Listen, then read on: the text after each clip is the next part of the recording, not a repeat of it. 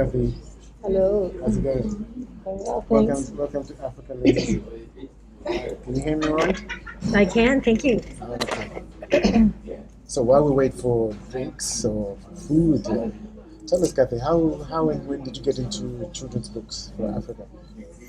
It's a big question. I did a reading study back in 2001 where I worked with 8 government schools to see the reading level of the children, the students at the schools. And at that time, the schools had a metal tin box full of books. So I was able to gauge their reading level against the books that they had to read. And I realized that the books that they had to read didn't match what they understood. So at that point, I contacted a publisher in Accra, Osu from Sub-Saharan, and I asked her whether she could produce more books for young children and children just learning to read. And she said, did I have any ideas? And that started a partnership with Sub-Saharan of Accra, and we did a series of books based on the real-life stories of a young girl in northern Ghana. Wow. And that young girl actually is my daughter. Okay. Not adopted, but someone who came to live with us in Canada. Okay. So these were stories from her childhood, and they remain among the most popular books in the library. And she actually remembered these stories? Well, she came to live in Canada when she was 12, and she'd left her family when she was 5. So these were stories that she narrated from her memories dating back to her childhood. So that was the beginning of the publishing initiative. Okay, that's quite interesting. And were there any patches in the stories she gave, or it was quite fluid? Did you have to come and do some research in order to be able to fill in the gaps from some of the stories, or most of the stories checked out? Well, the stories were actually written by a neighbor. Okay. They were inspired from Lydia, but written by a neighbor who has experience with English as a second language. So they were well written for the emerging reader. Yeah. Okay. And after the initial success of the first Fadi stories, I had the idea that I wanted to create books with photographs to match. And by then I had started taking more pictures and realized, as you take more pictures, you gain,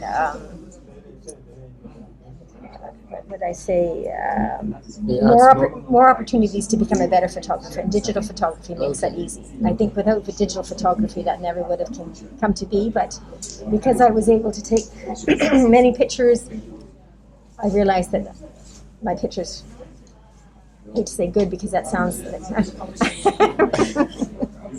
I'm praising myself, but I feel that my photographs are good. And to the point where I came with a professional photographer to take photos for our first 2 books.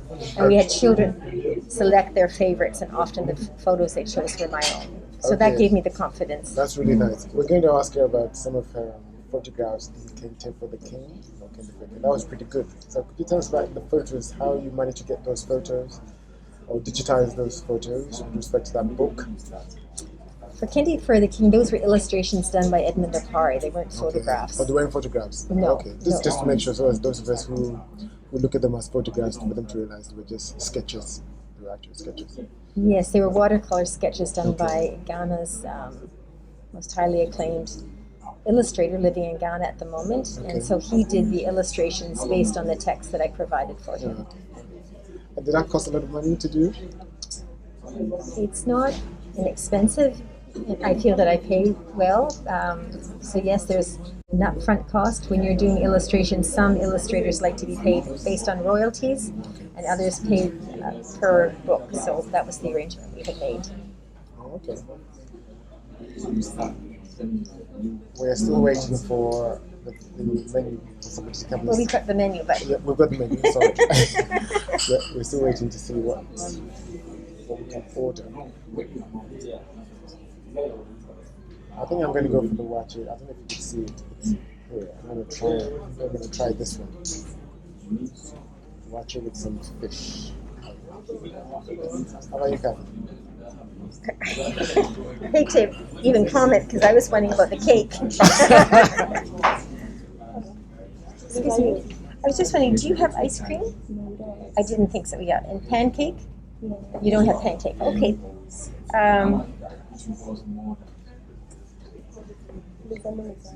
Okay. No, we can order. I can order. I was thinking that maybe they wouldn't have either of those, and I was right. I wonder. We can find out what soup it is. Sure. Yeah, we can find out what soup. I should try and have something. I was trying to see if I can get Kathy to eat a different food, but I think she's more advanced than me. Her taste palette. She's tried most of the Ghanaian cuisines more than I have, actually. So. Okay, let me see.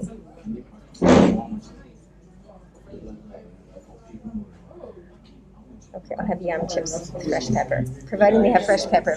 I don't like the other pepper. You can handle the pepper? The fresh pepper? Oh, that's my go-to when I'm out. It's either plantain or... Does it upset your tummy or anything like that? No, it's okay. It's not really hot. Okay. I think it's hot. Really? I'm just going to check for drinks. I don't think they have sobolo. That's my favorite. Do you know sobolo? Yeah. Yeah. No, they don't have sobolo. Let me see. This is quite impressive. Oops. Alright, sobolo is a native drink.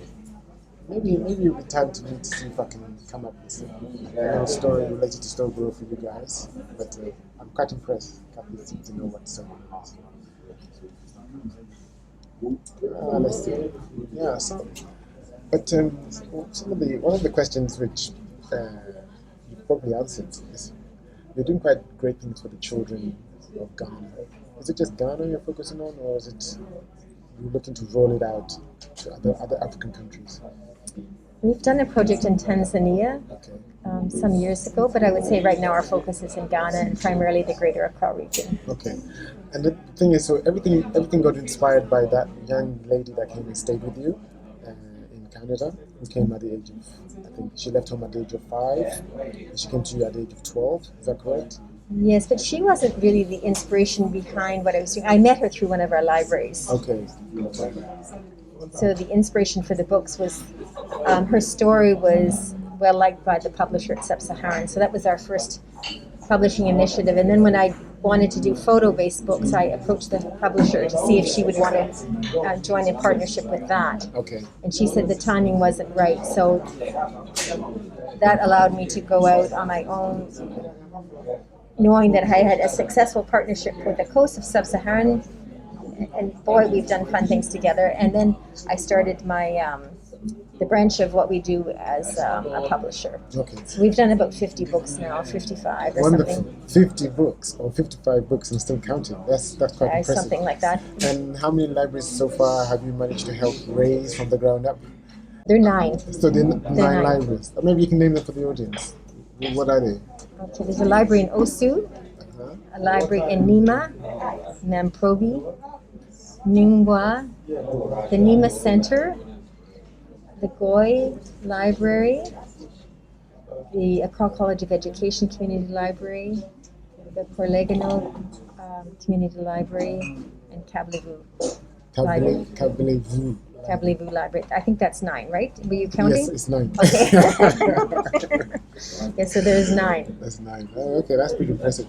And do you think your project has improved the kids' reading standards since you first started this project, or these projects? Or quite definitely. Is it still a challenge? Quite definitely. I should have brought you letters from the children where they talked about their favorite books. Okay, well, we could try that some other time. We could try to bring that up. Oh, okay. Well, I'm just thinking that conveys the impact of what a book means for a child. Oh, cool. You know, they go well beyond their communities when they're reading. Okay, and that's fine. Which of the reading have the kids really enjoyed? Which ones? Which books? Which of the books, yes. I would say that the books that we've published are often among the majority of books mentioned as their favorite books. So that gives us confidence that what we are publishing meets the goals. Because I know I liked Kente for the King, or for a King. I like that book, and when I read it, everybody liked it. All the kids liked it. The parents who also listened with their kids really liked the book. And I was talking to some of them. I told them, "Oh, I'm hoping to read another book called, I think, Akosia's Story." Akosia's Gift. Akosia's Gift. That's the one. So I went to the library in the cantonment area to look for a book, but it wasn't there. Library in the cantonment. Which library is that? I can't remember the name, but it's not ours. It's I thought it was one of your libraries, actually. Not in Cantonese. Yes, I think I went there. They didn't have the book, and they asked me to contact you if you might have a copy. Because I remember speaking to you about it, and you were saying that's another book. That's another interesting book to have a read. Of course, yes, gift. Right, and we just did a reprint of that. So there was a period that was out of print. Okay, so now it's available. We can get it. I think it's Amazon. Was it? It's a bit confusing. For that one, I'm not sure. Most of our books are sold in Ghana through one of our libraries. The library was the Osu Library. Sorry, I think it was the Osu Library. That's where. Oh, yeah. Okay, and it's very confusing when you say Osu. It's a library that was renamed after me because there is another Osu library. Okay. So you have to be careful if you're giving the name Osu. People can also think that they're going to another one in Osu. So Okay. yeah, but if it's Osu, then you met Joanna. Okay. Yes, I think I spoke with Joanna. Okay, I think we should order our food. Okay.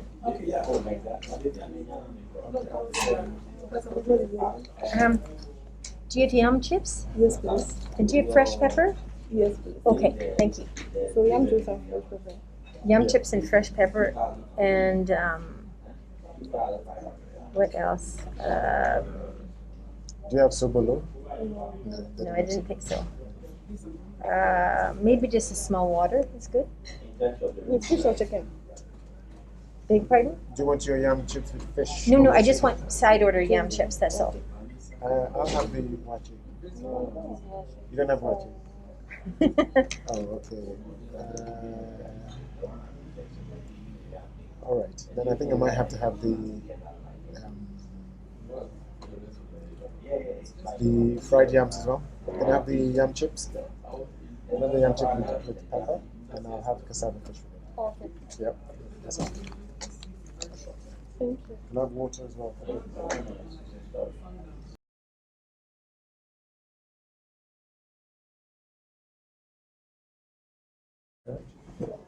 So when we lived in Ghana, I would say that might have been 1992 perhaps. I met this woman who reminded me of my grandmother. She came in this very ancient car. It looks like it was sort of a 1950 model. Drove herself and announced that she loved children's books and that she'd heard there was a library there. And her name was Angela Christian. Oh, yes, I read it, yeah. Okay, so you read that story. So through repeated visits to Angela's home, we developed this special relationship. And again, she reminded me of my grandmother. And then she said she had these manuscripts that she was trying to get published. And she had a niece who was a well-known writer. She had done an anthology, I think, called Daughters of Africa. And this woman, Angela, had traveled the world. She was a diplomat. She had worked in Washington, London, Paris. And for her, it was really important to document Ghanaian history. And she had these children's stories that she'd written. There were 3 that she gave me the manuscripts for, and 1, unfortunately, went missing. So she gave me the manuscripts, and I did my very best to have her story published. And I went to a Canadian publisher, and there was almost a yes. Okay. But it didn't happen. Oh dear. However, by that time, I said to Angela I would represent her, so I had all the documents saying that, what is it called when you give the authority to someone? The affidavit, I think. You signed an affidavit? I think that's what it was. Anyway, so I was staying with the Belgian consul, and he did the paperwork to make it legal for me to represent her. Okay. Anyway, I wasn't able to get it published, and by and by, Angela passed away, I think in her early 80s. Oh, that's terrible. So I kept these stories of hers in my filing cabinet, and it was only at the point when I started publishing my own books, primarily photo illustrated, I thought, I've got Angela's stories. Okay. Now that I know I can publish books, maybe I could publish her stories. And I knew her niece lived in Accra, and I went to speak to her niece in person. How did you know of the niece? You met her? I hadn't met her, no, but I knew where she lived. It was near Asylum Down. Okay. So I went to her home and said who I was. You just up and left and went to her home. Yeah. Okay. Because I never would have published them without the authority of a family member giving me the permission. Even though Angela had given me the permission to represent her, I felt, I couldn't just do it on my own, so I wanted to seek out any family member. Okay. So I went to see her niece, the name escapes me at the moment, and the niece gave permission. And I said that I'm a volunteer and any income from the books goes back into what we do to promote the joy of reading in Ghana. Mm-hmm. So they gave the permission. And then when I read the story, I wanted to authenticate it because I wasn't sure if the story was actually real. Okay. And so I went to the village, Bonri. one that I find difficult to pronounce. Bonri. But I spoke to someone and asked if the man in the story was in fact someone who'd actually come from that village. Okay. And he said, come back the next day. So I went back the next day, and he said that this man's, Opoku's youngest child, died at the age of 87 around Ghana's independence. And it just blew me over that there was such a strong narrative history that they could identify Ooh. that. And yes, in fact, he did exist. And so that gave me more credibility when I was telling the story to know that it came from a source. Okay. That's impressive. Okay. So now when you retell a story, you can't say it's your own unless X percentage has been changed. And because I wanted to authenticate the story, there was quite a bit that I changed just to make sure it was, related to the narrative, and also to make it user-friendly. Because for children, if you're doing a picture book, it's usually 32 pages, and the word count can't be too high. So I changed it, and it was within the realm where I could say it was a story by Angela Christian told by me. So that was the first story. Because that was really nice, because when I did the story on YouTube for the channel, I divvied up the story in about 3 or 4 segments for the children, and they liked it. So after phase 1, I have a friend of mine who lives in the States. He has 2 kids, and they came on the phone saying they're looking forward to part 2 of the story. So that was really quite good when I read your book, and that was the first Ghanaian book I read, and these are American kids.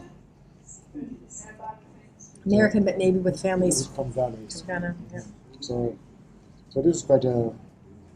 And I read the book myself. I'm trying to recollect how I came by the book to buy it.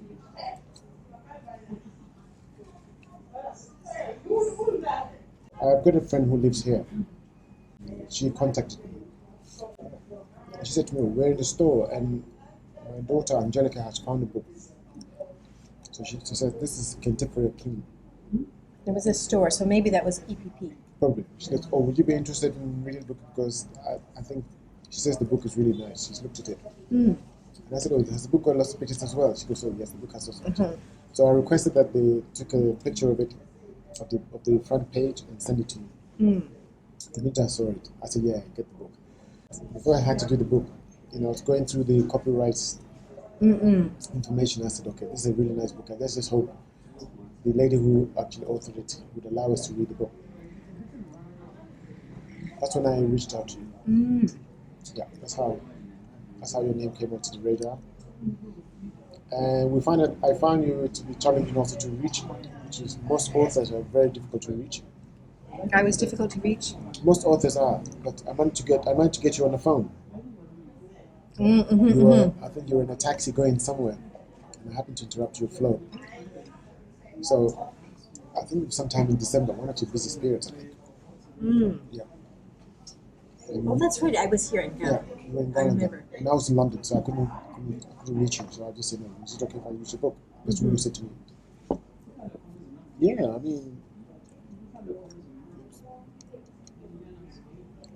I must say that in terms of my books, Yeah, so I've given rights away for anything. Yeah, because no, even though I got the rights. No, I'm not saying for that, but a number of people will say, "Oh, can I do this? Can I do that?" And I don't think I've ever said no. Oh, okay, I see. But it's not good if you're really a publisher and you're relying on that for your income. Mhm. You can't have everybody saying, "I want something for free," because then you can't keep an office. Well, you can appreciate that.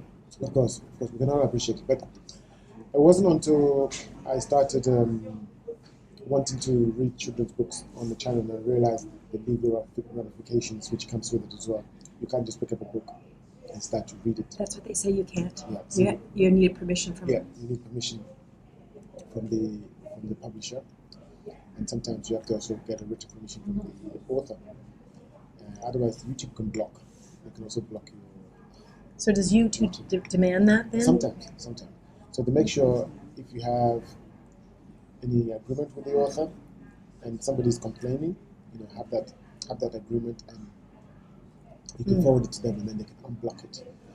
Did they, in this case, did I sign something for you? No. I can't remember. You wrote a letter.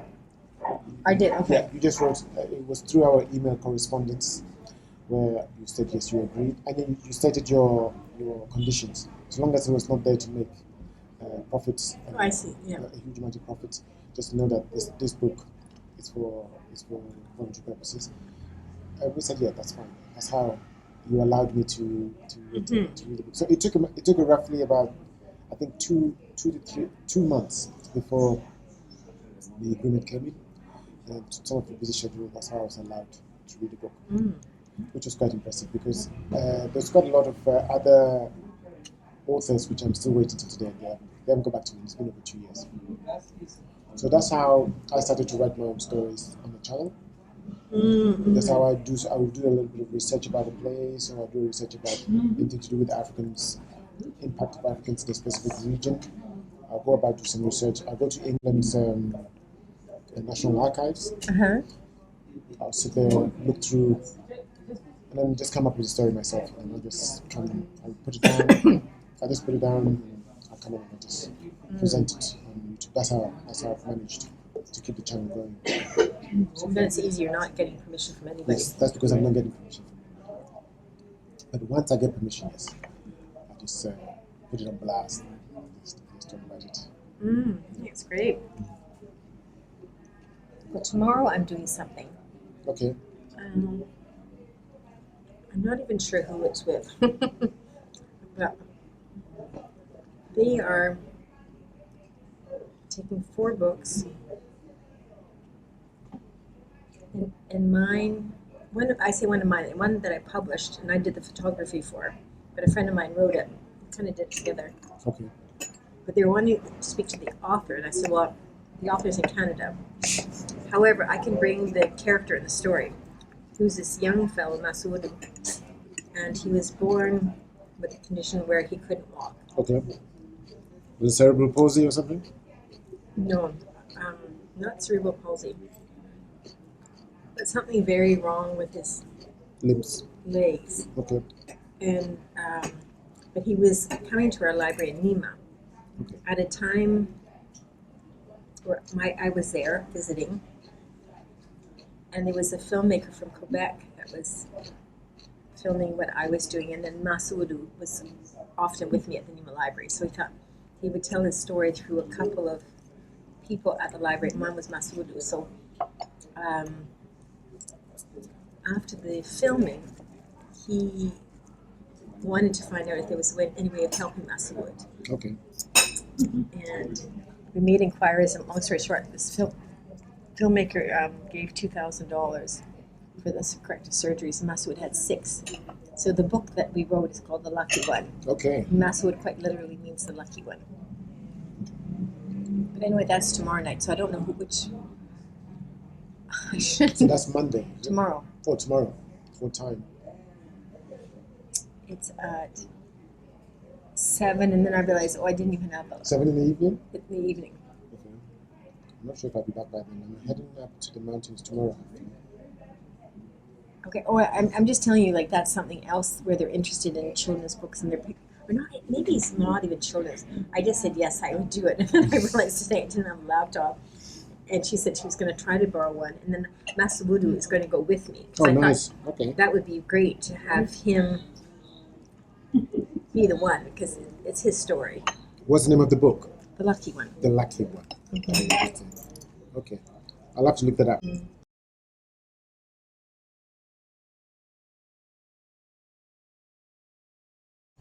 Yeah, okay. So when you're writing a book, what are some of your inspirations? What inspires you to write some of the books? There's a range. Some are storybooks. The majority are concept books, I would say. I did a whole series of my blue book, my green book, my red book, my yellow book. They were so popular. And then I did my violet book, my orange book, my pink book. Okay. And then I did my white book. Oh, nice. So that was a series. And those books are well loved by children just I can learning imagine. to read. I can imagine. It's just, you introduce the color and then, your shirt is red.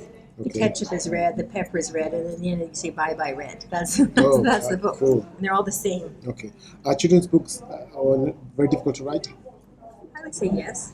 I thought so too, because you have to be in the head. I've always imagined it's difficult because you have to try and imagine being in the head of a child. You do, and even for something simple like the title of those books, it's my red book. It took me 3 months to get the title, and I spoke to educators.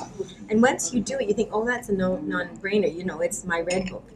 But to get it right and to have it appeal to a child learning to read. So I did those, and then I did a series for adult learners. Okay. Hanatu, a seamstress, learns to read. Diana, hairdresser, learns to read. Ebenezer, a welder, learns to read. Oh, that's really So nice. we did those ones, and then I did the counting book and opposite the shapes book. Sorry, alphabet, counting, shapes, and opposites. Yeah, there were 4. And then I did my book of stripes. And everybody in my books are children that I know through the libraries, and we always get the consent from the parents, and we make it clear that I'm not making money from the book. But that makes something little. Anyway. What's that? That makes something little. You don't make any money at all, Me, no. but the publisher does. Well, all the money I receive goes right back. If I receive any payment for royalty, I just put it right into the fund, so I don't receive anything. And you've been doing this for quite some time now. 30 years next year. So a long time. Oh, and then one book I did, which I enjoyed doing. It's a book that was based on a story of my grandmother as she was becoming more forgetful in her later years. And the illustrations were done depicting a setting that could be African. Mm-hmm. Not necessarily, but pretty much an African setting. Okay. So that was my grandmother who inspired that story. Once I met a woman who was making crocodile bread, so that's the story. It's a fancy thing. Crocodile bread. Mm-hmm. Like she was making it for a festival. And I saw crocodile bread in the oven. I thought, oh, crocodile bread, wouldn't that be a fun book? So I asked Agnes if she would like to have her story told. Okay. That was the genesis of Nice. Listen, crocodile do you hear bread. that crocodile bread? I had no idea such a bread exists, but hey, this is some of the interesting conversations we're having today. Okay. Okay, that's really nice. And then we have a librarian in Goy who's written 2 books. Mm-hmm. And I work with her very closely with the editing. Because again, keeping to a picture book style, it's usually a 32-page book. Okay. So we published 2 of hers, and we had them illustrated by 2 different. One was a South African illustrator, and the other one was a partnership with a Canadian artist That's good. who did the storybook, and then Vivian. It's okay. Carry on, sorry. Anyway, so those are 2 stories I did. Oh, and then what we're doing now is a whole series of board books for babies. Because we have a project where we're working with public health nurses and distributing these free books to mothers who attend family planning clinics. Okay. And we did a campaign, Reading to Babies campaign, where we distributed these books. And the ones that I'm doing now are really exciting because they're in GaDangbe in English. Okay. So they're their mother tongue for the communities that speak GaDangbe along the coast. GaDangbe. So you've actually you've actually have money to write books for, or get your book, some of the book translated into local languages. Is that what you're saying? I've done a few. So I've done one, I think. Yeah, the fourth one has just gone to print. It's in English in GaDangbe, and I did one in Twi. But it was very difficult because it's hard to get the definitive, correct translation. There you have it. So Kathy has managed to write books, as you heard her say. Some also in the local language, which is also quite good. She's done GaDangbe, this I would like to see, and Twi. And of course, some of the challenges with the exact translations from English to Twi is usually quite difficult, to be able to sort of balance or to pin down exactly what it means. Oh, this is really good. So apart from the translation challenges, what other challenges did you have getting the translation into Twi, for instance? Okay, for the one story that I did, I was given the name of a translator. I paid that translator, and this is through a government-sponsored organization. And then I was told if it was done, it wasn't the correct translation. And then I went to somebody else, and then I went to a linguist, and then I went to a publisher, a Can-speaking publisher. And then I decided to give up. And then somebody said, "Oh, you mustn't give up. It's very important to have books in local language." So then I had someone go to the School of Languages at Legon, University of Ghana, and I think it was a TA that helped with the translation. But again, I was told that I couldn't get the 100% correct translation unless I spoke to the head of the department. So finally, I spoke to the head of the department, did all the corrections. I sent it back to him. He made more corrections. I think I sent it back again a third time to say, I want you to give the final approval that it's correct. Okay. And you got the final approval? Yes, and he didn't charge. So I thought the next time if I'm doing a book in Akan, I'll go directly to him. Because I spent a lot of money and the frustrations. And the problem is it's very difficult to find a pure language because there's so many words that have been adapted, I think, over the years. A lot of English words. English. Yeah. Yeah. Anyway, so I tried. And even when you have a book translated in local language, there's usually not a market for it.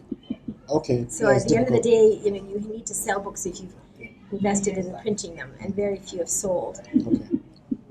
All right. That's sad.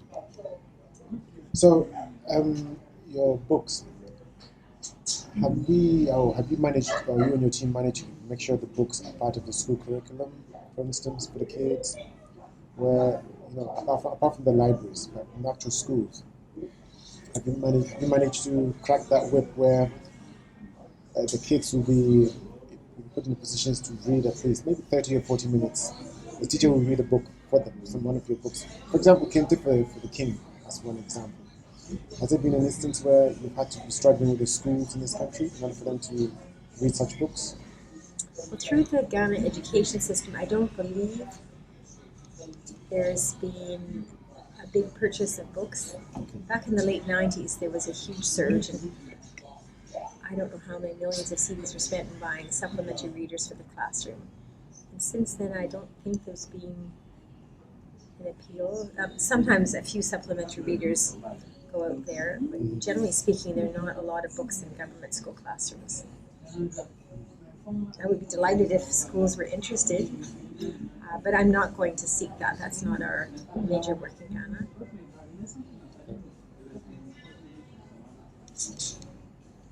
So whoever might be watching, might be worth maybe if you can help influence reading again in schools, at least maybe 35 minutes a day, if possible every day in school. That would be really good. Whoever's watching, who can have that influence in Ghana, that would be most appreciated. Do you have any encouraging words you'd like to share with the kids or with anyone who would like to also write their own stories and stuff like that? Do you have any encouraging words you'd like to share with them? Well, I think the onus is on the parents to whet the appetite for a child. For a child growing up in a home where books around, the parents are seen reading, the parents read to their children.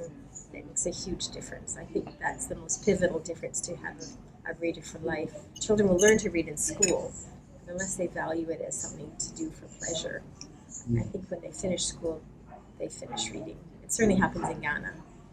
There are a lot of, with very well educated Ghanaians, but they're not readers. They don't read for pleasure. Okay. This is the thrust of what we do, is sharing the joy of reading.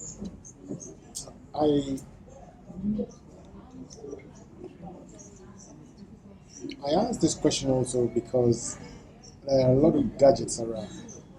You have your iPads, you have your computer, you have your iPhone. I, for one, would like to actually have a physical book in my hand where I look through it, where I form a bond with that book, some relationship with that book. But a lot of times you find a lot of things are being digitized. So you find a lot of the kids, their attention span is it's not something that you can write home about. So that's the reason I posed that question. Would you say the digitalization, all these gadgets, has had an impact? I would say it does, across the board, whether it's for children or for adults. People with technology have less time for the written word, and I'm not saying that's bad, but if you want to promote reading with children, you have to be seen as the reader. It shouldn't be an effort, and if you don't enjoy reading yourself, the children will pick up that it's not something that you enjoy. I think that's important to consider. There you have it. This has been a nice, relaxing conversation. I've enjoyed finally getting to meet Kathy Knowles. She's the author of the book Kente for a King. It's one of the first books we read on Africalēnisi. I'll drop a link below just to rehab the book. I'll go and look for one other book, I think, or some more of her books, but some of the books that I have in question is Akosho's Gift. Is that correct? I'll look for that book. I'll go to the Osu library and look for it, and then I can read that with you. I'll see if Kathy has time. If she has time, I will try and read the story with her. One of her books for you guys, for you to share with your kids. I don't have much to say except thanks for watching.